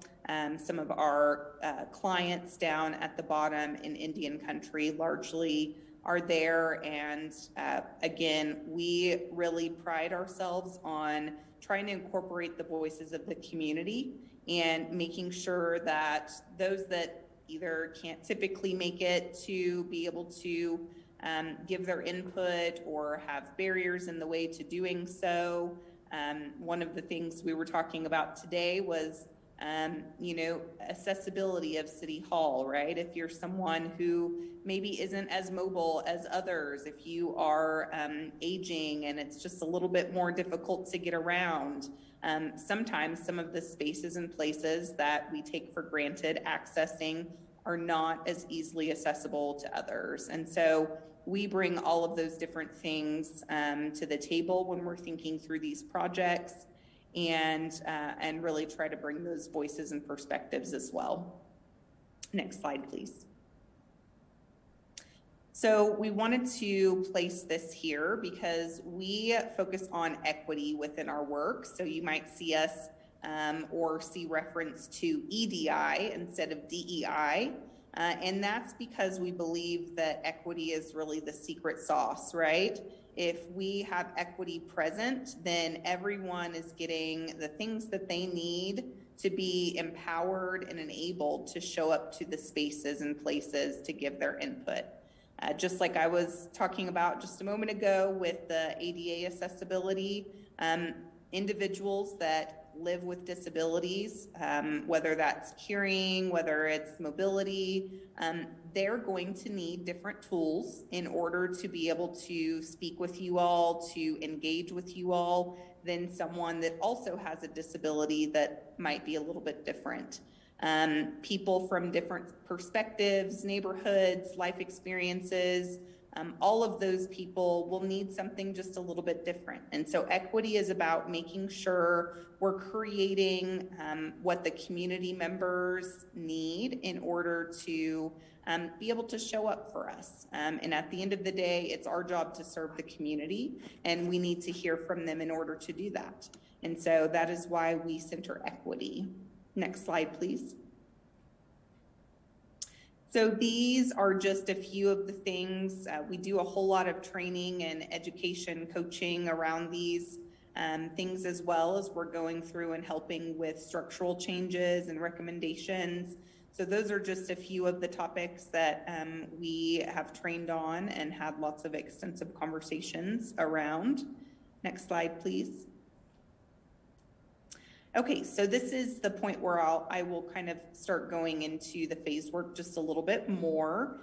And so phase one, which is what we're in right now, is really going to be geared towards creating the landscape, right? So this is where we get to know you. This is where we get to know the community. And we're identifying what you're already doing that's really great and in line. We're identifying things that you could be doing if you had just a few more resources, a little bit more awareness around a topic or issue. And then we're identifying things that you don't know that you don't know. And so this is our opportunity to kind of take a look at how processes work, to look at documents, to have conversations with people and just see how things are going, what things they do need, what questions they have, what information they need. And then we put together a great picture of what it looks like for the city of Arvada.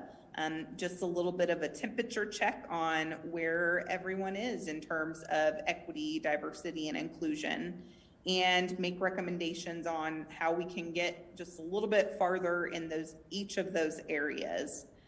As I mentioned, we're a very person-centric firm, and so we think that the answers are all within your hands and in the hands of the community. You all are the experts on what you all are doing within the city. The community and members are going to be experts on the things that they need. And so we're going to just spend a whole lot of time getting to know you all. So I hope you're ready for that, because we're ready and excited to get to know you all, and very interested to hear your input about what is working, what's not working, and what resources you all need as well. Next slide, please. Phase two is really that kind of report of findings. So once we kind of go through and get a good pulse on things, then we're going to start putting some overarching trends and things that we've identified into a report so that you all can see those. We'll have a very lovely executive summary for you all so that you can have a high level overview, and then we'll have lots of really good details and things like that. I want to take a second to note that we are going through this process in a pretty transparent and confidential way. And so in conversations that we're having with individuals, we really want to know how people are feeling, what they're thinking, without fear of any kind of retaliation or concern about what others might think. And so when we are presenting the report and findings, we're going to be presenting on general trends or areas that we might want to take a look at a little bit further. And so I just wanted to kind of put that little side note in there as well, that we want to respect people's privacy, and that's very important as well. In this phase, we'll also be presenting a plan for connecting with the community and for engaging with individuals that might become part of a more formal community group to help connect with the community members and bring information to you all around topics to inform things that they might like to see the city do, and to just in general be able to provide feedback to you all. Next slide, please. So phase 3 is really where we get rolling with this community group. So we'll be collecting applications. We will be going through with a group of people to identify who might be able to give the best feedback and perspectives, who is maybe most connected to community groups, to be able to voice as many perspectives as possible. And then we're really going to help them get the structure and kind of storm and norm, as Noel says, how that group will function. We're also going to be doing a whole lot of relationship building in this phase as well. So this is where we're really helping that community group connect with you all as council members, establishing some really great two-way communication so that you all are able to hear directly from the community and get that input. Also with the city manager's office. So we're going to create a really good kind of feedback loop there for you all that's helpful. And then just helping kind of get those functions into a well-oiled machine. Next slide, please. Phase 4 is really going to focus on how are things going? What other things are needed? What next steps might we want to look at going forward? Are there tweaks or things that we need to take a look at making? And so we're going to be kind of looking at those things throughout the process, continuing to get feedback from you all, from the city, from the community, and we will kind of give a final kind of summary of those things so that you all have some really good information in your hands to make some informed decisions about where we go from here. We're also going to capture as much data and kind of metrics about the process that we've gone through over that year's period with you all as well, so you have some helpful information in the form of statistics as well. Next slide, please. All right, that is kind of a high-level overview of us and of kind of the phases that we're getting ready to go through. And so we are happy to answer any questions you might have. Hey, does anybody have any questions at this point? I think we've gotten to meet you. Now we need to see, obviously yeah, Mr. Marriott. I just have a couple questions, and forgive me if I'm too crass here. I'm trying to boil this down to simple, but how much are we paying you guys? Yeah, Councilmember Marriott. So the budget we set for this is $100,000 for their consultancy work, which will last through the majority of this year and take us through all 4 of these phases. Okay, so we'll be wrapped up before the end of 2022 for $100,000? That is correct. That is our plan. Okay, and then for the consultants, are you guys, I see that you're going to ask questions and make a report and all that stuff, but is your focus on the city as an organization, what the city does within its employees and city team, or is your focus on the whole city of Arvada and the way people all over Arvada interact?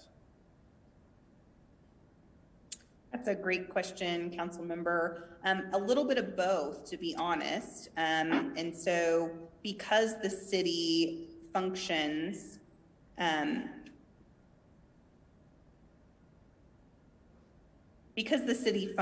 a service capacity, And because the city and staff are also part of the community, we're doing a little bit of both. We need to figure out internally where what the landscape kind of looks like, so that we know what engagement is happening with the community, if the community is being served in the way that they want. And then we also need to kind of get that information from the community about what services are working well, what services do they need that aren't there, how do they feel like the city is engaging them, or is it, if they're in a specific community or space where maybe the city doesn't reach them. So we're trying to get a good grasp on all of that information from both an internal and external perspective. Does that answer your question? Well, I guess not very clearly, no. I would tell me if this represents it maybe in different words.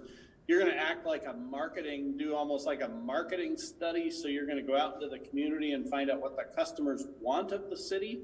And then you're going to make recommendations for us for the city how to deliver to our customers. Is that what you're trying to do? Yeah, so community-led design is one of our areas that we focus in, and essentially that's kind of what it is, right? You're going to an end user to figure out, what their perspective and needs are from the system. So we are going to be doing a little bit of that.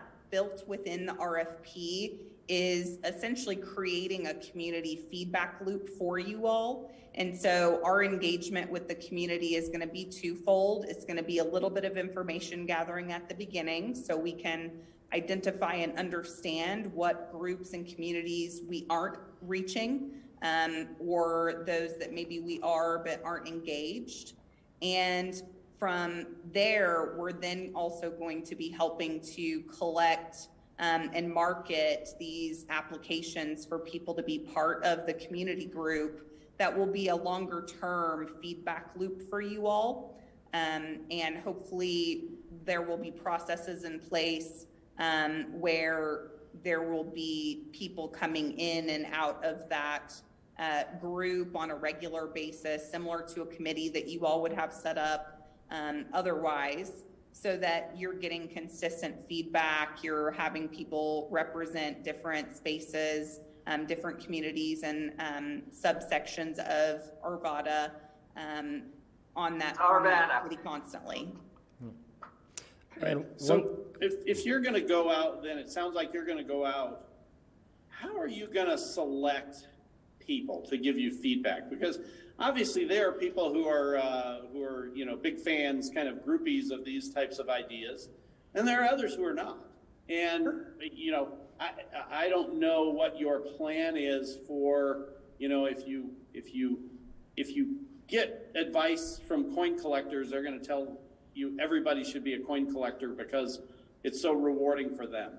And so if you go find fans of this and go engage fans of this, you're going to create perspective from that area. How are you going to avoid this? Because it sounds to me like you're just, we're going to go find some fans. We're going to get the fans together and have the fans tell us how important it is to the fans that this gets expanded to everybody, much like coin collectors might do, or, mountain bikers might do about their chosen vocations. So how do you go about this where you're talking to the community and go ahead and answer that. I might have another one when you're done. Yeah, Chelsea, could I jump in? I'll say something briefly, and then I bet Ganesha probably has a couple of things to say about this. She always says she likes to talk to the people who aren't interested in that work first, and that's really where she likes to start. I won't steal that story from her, but in representing a holistic view of a community, you can't just speak to the people who are engaged and interested in pushing something forward. And that's never our approach. So we're actually not cherry picking people who are already knowledgeable and interested in EDI. We are interested in getting a perspective across the city, and that's part of why we are doing external and internal, and part of why we'll be sitting down with you all, right? So as elected officials, you know best what your community looks like, individuals within the community that can give good perspective. And so part of our conversations with you all will be also getting your input about individuals, groups, and organizations that we should be getting information about. As we're going through and kind of doing our own research about the community and finding groups and individuals and businesses that we should be chatting with, we're doing that. And then we're also just kind of leaning on the staff internally that have engaged with the community, who have heard good feedback, bad feedback. And so okay, I've got some questions cast here. kind of a wide net here. Okay, Ms. Smith. Yes, just kind of on that line, when you're doing your outreach to the community, are you working on trying to find people that are of other languages, and how are you navigating that within your team? Yes, we are. Also, good question. We understand that there's a pretty decently large Russian community as well as a Tibetan community within Arvada, and then a little bit of a smaller Hispanic speaking population. And so we're already trying to map those and figure out best places and sources of outreach, community groups, organizations, faith communities to be able to do that outreach. And then, as I mentioned, if we have consultants that can kind of speak to those communities a little bit better, then we always lean on and pull them in as well. Okay, Mr. Pfeiffer.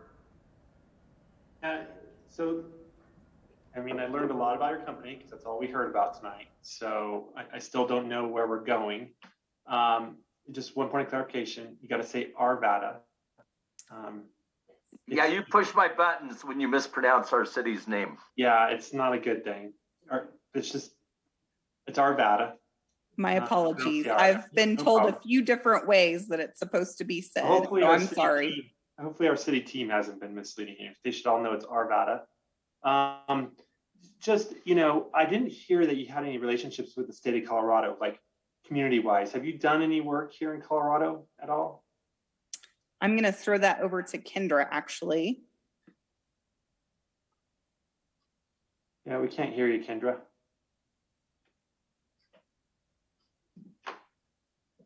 Okay, I apologize for the constant inability to unmute myself.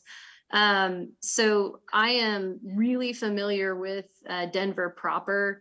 In a previous life of mine, I worked for an organization in Denver at the Denver Tech Center. Probably spent about 8-9 months living here to start that company up. It was a technology company. Very familiar with the area, very familiar with the economy, the political landscape, and as a young one too, kind of sort of grew up in Pagosa Springs. Family had a cabin out there, so Colorado is near and dear to my heart in terms of my roots. But the answer is yes. Have worked in Denver. But so we, the people, have worked here. No, We the People has not worked here in Denver, but I am very familiar with the state of Colorado, with Denver in particular, and then breaking it down even further, just working in the tech center. So as you progress with this process, I would just encourage you to really understand Colorado, the Denver metro area, the diversity within the Denver area, politically and socially, understanding those diversities, even with that. Denver is not Arvada. Boulder is not Arvada. Wheat Ridge is not Arvada. So it just, you really need to understand. I would encourage you to do more homework before you do an outreach with our citizens, so that when you are outreaching, there is a reflection on us as city council and as us as a city. And if you're not pronouncing our city correctly, you're not engaged to what our community is about or understand the social, economic diversities of our communities, it would be a little embarrassing as a reflection on us. So I would just make sure before any outreach is engaged, I would look to our city team to enforce what I'm asking and to make sure that there is a clear understanding prior to that, and then making sure you just understand our landscape a little bit more before you just dive right in. Okay. That's all I have. Thank you, Mayor. Thank you. Mr. Mormon? Thank you, Mayor. And I just want to start by saying I firmly believe in this work and how important it is to our community. And one of the things that has come up quite often in my conversations with members of our community is about the need to set up this task force. And so I guess I'm asking, and I got a little bit better understanding tonight of your process, but is there a way to expedite the setting up of that and getting folks more engaged in the process throughout from our community? And also, I think it's important that we are communicating to our community about, how we're going about doing this to get to that point, because I think there's a lot of confusion out there and trying to understand why we haven't set that task force up yet to date. So I'm asking if that can be expedited and be part of the process. Councilmember Mormon, I'll start answering the question and then let we, the people, finish up. So of course, today is our big kickoff. We will be making public announcements later this week. As far as expediting the process, the thing we want to make sure of with this is to get as much good input as possible, because as we know, there are very different opinions regarding this. And so we really want to emphasize getting as much quality work in place. That way, whatever end product we have is more representative and can get that higher level of support. So there may be ways that we can push some items forward, but really the strength of this is that collaboration, talking to people who are very interested, talking to people who are skeptical, talking to different groups, and really getting that input first. And I'll let we, the people, add anything else. Actually, I'm going to move on to Mr. Jones. Okay. Mr. Jones. Thank you. Just first, I'll just say I would caution against expediting this process at all. I appreciate your answer there in council chambers. Is it Matt? I forgot. Yes, it is. Thank you. Okay, thank you. I appreciate your answer to that. I think you're absolutely right that there needs to be a thoughtful approach to how this is laid out with the charter, et cetera. But I'm curious, and I noticed that it's DEI, but in today's world, I see it's DEI and B. Was the B left off for a reason? Are we not including the belonging in this exercise? Councilmember Jones or Mayor Pro Tem Jones, I'll take a shot at that answer. I think what we ultimately decide to call this initiative is still up to us. And I think that's one of the reasons why we want this group to have meetings with the city council to hear exactly those kinds of suggestions. I also know, for example, because this Councilmember Pfeiffer has mentioned this a lot to me, that he's very interested in accessibility. So we might consider adding accessibility. The point is that we are engaging in a journey here with the help of we the people to determine exactly what this initiative looks like, what the outcomes are in order to accommodate the goals that were laid out in the charter and also discussed in the RFP. Okay, thank you. I appreciate that. All the more reason why this shouldn't be expedited. So I'll leave it at that. Mr. Pfeiffer? And just one last thing I'd like to end. I looked at your presentation. It kind of gives what will provide a recommendation to City Council on the following listed. The one thing I would like for us to keep in mind is, since this is a thoughtful process and is important to some folks in our community, I want to know what is success. Because you can give me all the reports and the plans all day long. If we don't implement them, is it still successful that you delivered? Did we successfully accomplish what we hired you to do? Matt, did we make it successful for what you were laying out to do? You don't need to answer, Matt. I just want to share with you, we're setting it up. So let's make sure that there is clear measurement of success and what is it, because I'm not really clear of what success is in this process, because there is some interesting perspectives in this, and I like to make sure that we have measurable outcomes and deliverables that are successful. Does that make sense for everyone? Looking at We the People team. Okay. Thank you. Very good. I don't see any other questions. Mr. Devon, is there anything else you need from us on this tonight? No, Mr. Mayor. And we have nothing further before us? We stand adjourned.